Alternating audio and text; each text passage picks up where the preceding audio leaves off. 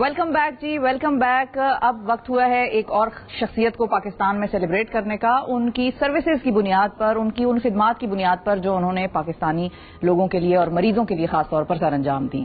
جناح اسپتال کی سابق ایگزیکٹو ڈائریکٹر ڈاکٹر سیمی جمالی کو پاک فوج کی جانب سے اعزازی لیفٹیننٹ کرنل کا رینک دے دیا گیا ہے. سیمی جمالی صاحبہ کی جانب سے شعبہ طب میں بہترین خدمات سر انجام دینے پر پاک فوج نے انہیں یہ اعزاز دیا ہے، اور اس سے پہلے گزشتہ سال 19 اگست 2021 کو جے پی ایم سی کی ایگزیکٹو ڈائریکٹر سیمی جمالی صاحبہ 33 سال تک خدمات دینے کے بعد ریٹائر ہوئی تھی، اور ڈاکٹر سیمی جمالی کو ایمرجنسی کیئر میں معیاری اور نظم و ضبط قائم کرنے کے حوالے سے جانا جاتا ہے. معیاری خدمات تھی ان کی، اور ان کے ساتھیوں اور دوستوں کے مطابق انہوں نے ہمیشہ فرنٹ لائن پر کھڑے ہو کر نہ صرف خدمات سر انجام دیں بلکہ انہوں نے ساتھیوں کو بم دھماکوں اور ٹارگٹ کلنگ سے لے کر وبائی امراض کے حالات میں رہنمائی بھی فراہم کی. ان کے بارے میں ایک چھوٹی سی رپورٹ دیکھتے ہیں. ڈاکٹر سیمی جمالی جناح پوسٹ گریجویٹ میڈیکل سینٹر کی ایگزیکٹو ڈائریکٹر. 1988 میں آپ نے ہسپتال کے ڈپارٹمنٹ کے لیے رضاکارانہ طور پر یہ عہد کیا کہ وہ عالمی صحت ادارے کے قوانین کے مطابق اس ڈپارٹمنٹ کے حالات بدل دیں گی. ڈاکٹر سیمی جمالی جو آئرن لیڈی کے نام سے جانی جاتی ہیں، ان کی رہنمائی میں تقریباً 200 دھماکوں سے متاثر ہونے والے مریضوں کا علاج ہوا، جس کی وجہ سے اس ہسپتال پر دہشت گردی کے حملے بھی ہوئے. لیکن ڈاکٹر جمالی ثابت قدم رہیں اور انہوں نے جدید ترین سہولیات سے آراستہ اس ڈپارٹمنٹ کو اپنے پیروں پر کھڑا کر دکھایا، جو پورے پاکستان کے پبلک سیکٹر ہسپتالوں میں قابل فخر سمجھا جاتا ہے. آپ نے John Hopkins school of public health USA سے پبلک ہیلتھ پالیسی اور انجری پریونشن میں پوسٹ ڈاکٹرل فیلوشپ حاصل کر رکھی ہے. دیگر ایوارڈز کے ساتھ ساتھ آپ کو پبلک سیکٹر کے لیے بہترین کارکردگی دکھانے پر حکومت پاکستان کی جانب سے 2018 میں تمغہ امتیاز سے نوازا گیا. لیفٹیننٹ کرنل ڈاکٹر سیمی جمالی صاحبہ ہمارے ساتھ موجود ہیں. السلام علیکم ڈاکٹر صاحبہ. السلام علیکم شفا.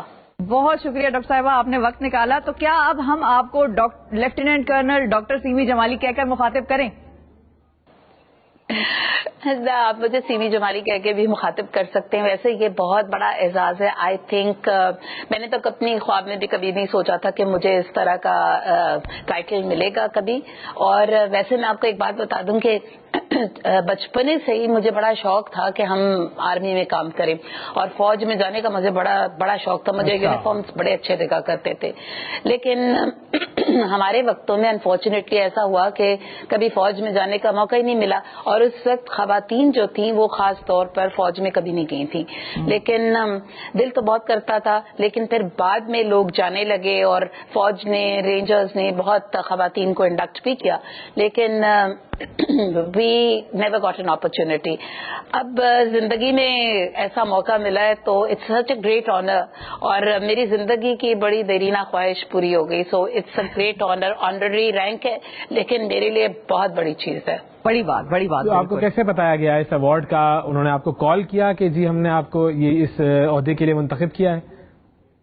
جب فرسٹ ٹائم مجھے پتا چلا، it was about 2-3 months ago، کہ مجھے یہ پتا چلا کہ شاید مجھے اس طرح کا میرا نام ریکمینڈ ہوا ہے، تو انہوں نے مجھ سے کہا تھا کہ اگر میں اگری کروں اس پہ.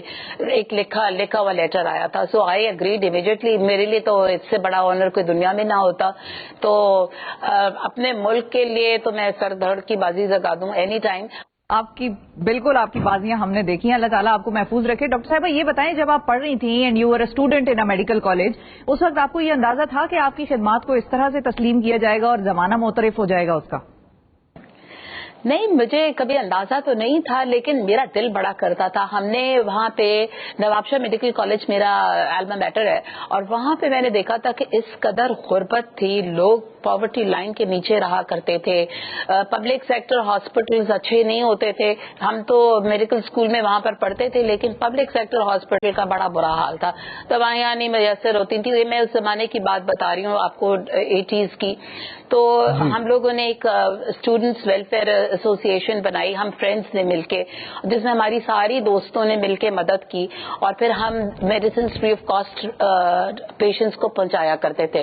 پھر ہم نے اسی طرح ایک بلڈ بینک بھی بنایا جس میں کہ ہم نے اپنا بلڈ بھی, پہلے ہم نے اپنے آپ سے شروع کیا کہ اپنا بلڈ ڈونیٹ کیا, اس کے بعد ہم نے لوگوں سے کہنا شروع کیا, اور پھر ہم نے آہستہ آہستہ کر کے یہ جو ڈونرز تھے نا, جو ڈرگ ایڈکٹس ہوتے تھے, ان کا بلڈ ہم نے لینا بند کروا دیا تھا وہاں پہ.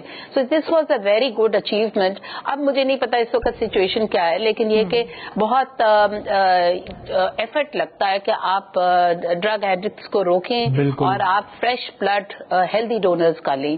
تو یہ کام ہم نے, پھر میں جب ہاؤس جاب کر رہی تھی تو میں نے سول ہاسپٹل میں بھی دیکھا تھا, PWA کی مدد سے یہ کام ہوا کرتا تھا. سو دل تو بہت چاہتا تھا کہ لوگوں کی ہیلپ کریں, لیکن وسائل اتنے نہیں تھے. obviously I was not a very rich person کہ میں جو میں کر سکتی تھی اپنے پاس سے وہ تو میں کر لیتی تھی, لیکن میری فرینڈس جو تھیں انہوں نے بڑا کنٹریبیوشن کیا. اس میں دیوان فاروقی صاحب کی بیٹی تھی, she was very good big donor and she used to help a lot. تو مریضوں کی مدد اللہ تعالیٰ کی طرف سے ہو جاتی تھی. پھر جب جناح میں آئی تو پھر جناح میں لوگوں نے کریڈیبلٹی ہماری ضرور دیکھی اور انہوں نے بہت کنٹریبیوشنز کی, اور جناح جیسے پہلے تھا اس سے بہت فرق ہو گیا. NGOs نے کام کیا, یہاں پہ بہت سارے لوگوں نے مل جل کے کام کیا. اور آپ اگر دیکھتے جس وقت ہمیں وہاں ہوا کرتی تھی, مجال نہیں تھا کہ آپ کو اتنی گندگی نظر آتی یا کچھ اور نظر آتا, اور لگتا نہیں تھا کہ یہ پبلک سیکٹر کا ادارہ ہے.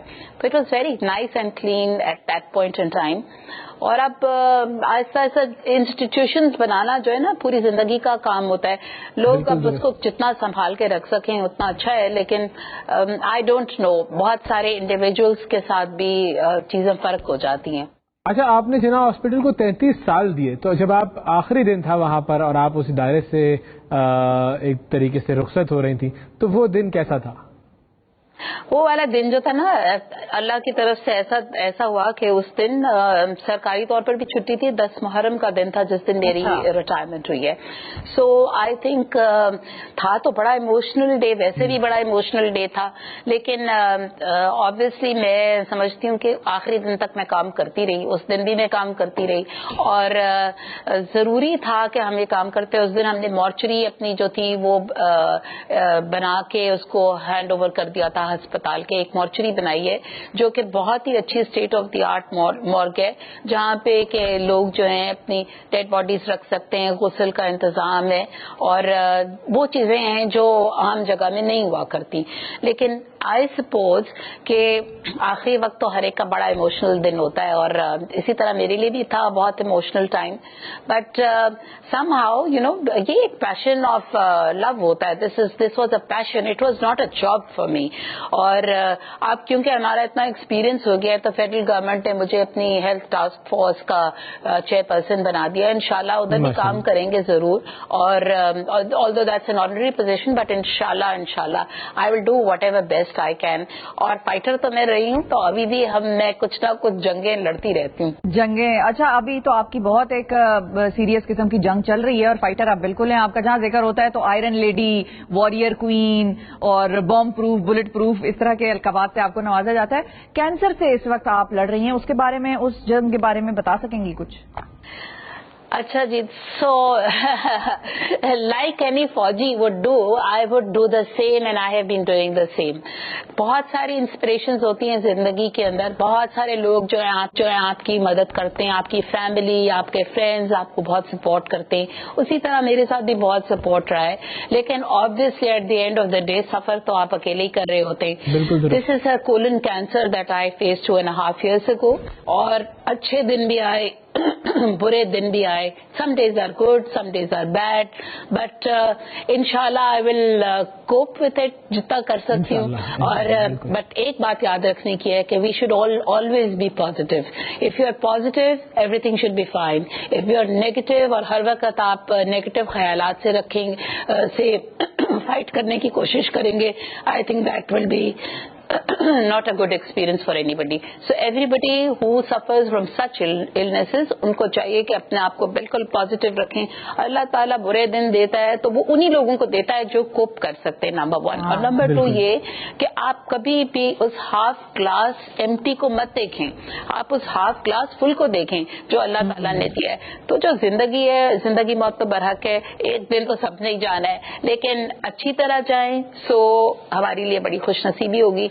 और मैं तो कहती हूँ अल्लाह ताला हर एक के नसीब में करे कि कलमा पढ़ते हुए जाए एज अ मुस्लिम और बरहक हो और शहादत की मौत हो, तो इससे बढ़ के और क्या चीज हो सकती है. मैं अभी भी मेरा दिल चाहता है कि वॉर फ्रंट पे जाऊं, जहां पे मुझे कहीं भी भेज दें, I would be very happy to go.